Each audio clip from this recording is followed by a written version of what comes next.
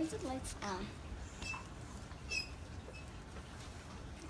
I am Leroy Robert Ripley. I was born on February 22nd, 1890, in Santa Rosa, California.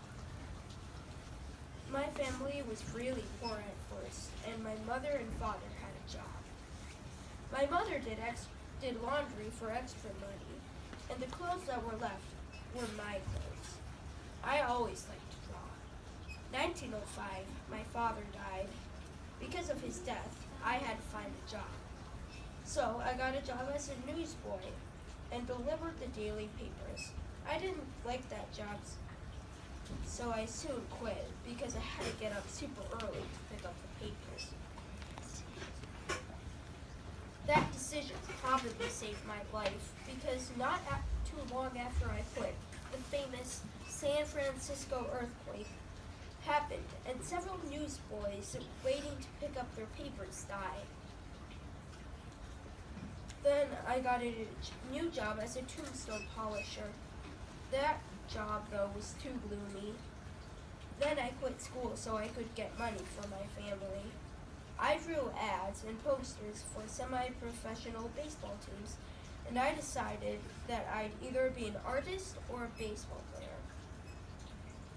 One of my drawings had been published, and I got $8 from that, which was a lot of money. Then my mother rented a room to a writer named Carol Ennis.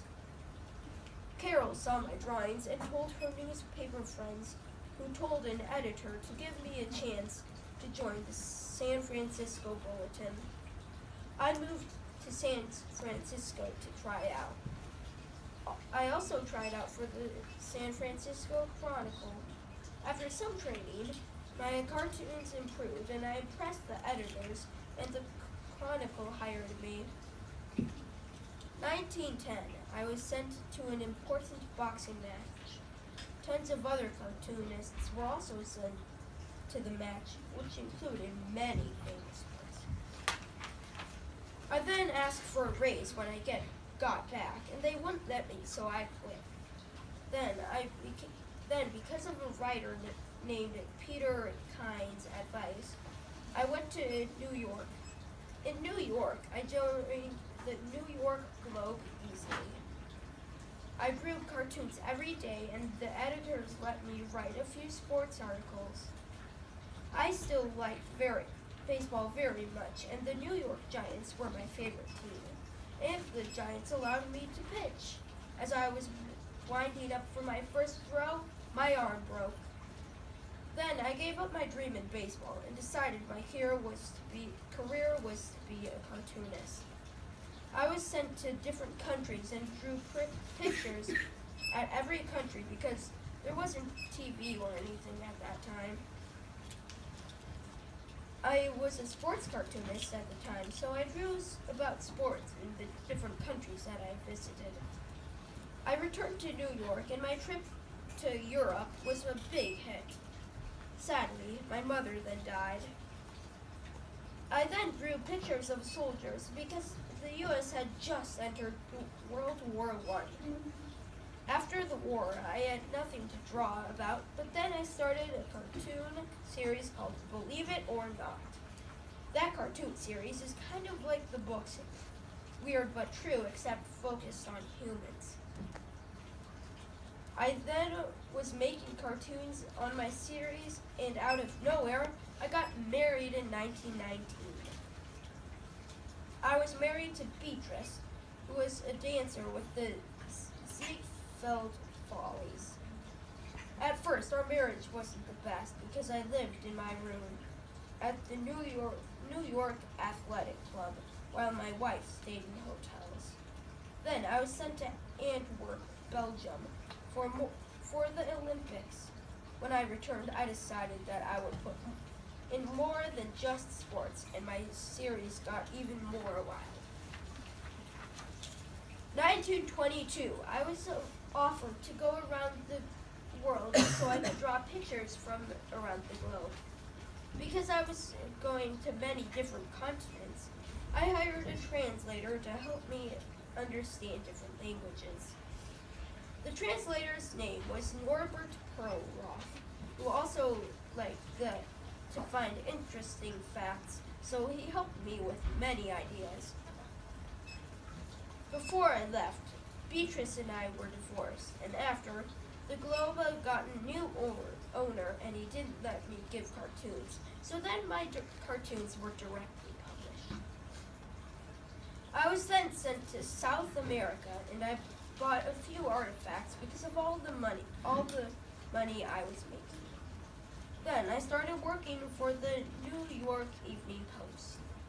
Then I started in my cartoons to write things that made people write back to me and say that those things weren't true, but they were.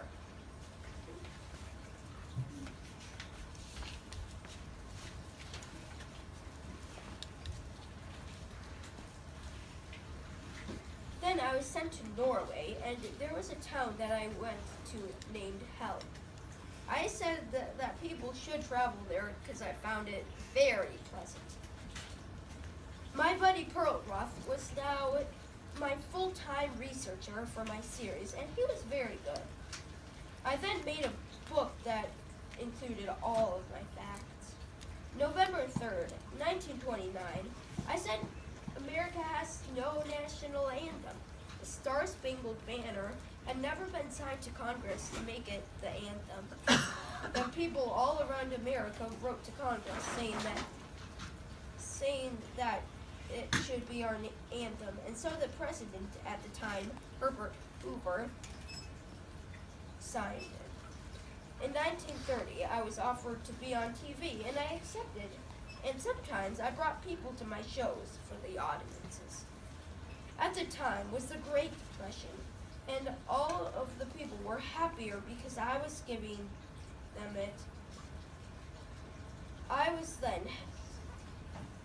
visiting more countries, but sadly, in China, the Japanese had invaded and all of China was filled with the Japanese. After a few more countries, I returned to America. I kept on going on tons of trips throughout the world. Finally, I bought my own house on a private island. I was able to display all of my stuff. For a while, I was making cartoons and shows, but I couldn't travel because World War II had started. After the war, I toured the Pacific coast and saw the bombing and damage on Pearl Harbor. I then had more shows, and I randomly stopped talking in the middle of the show. I made it through the show, and 2 days later, I went to the doctor.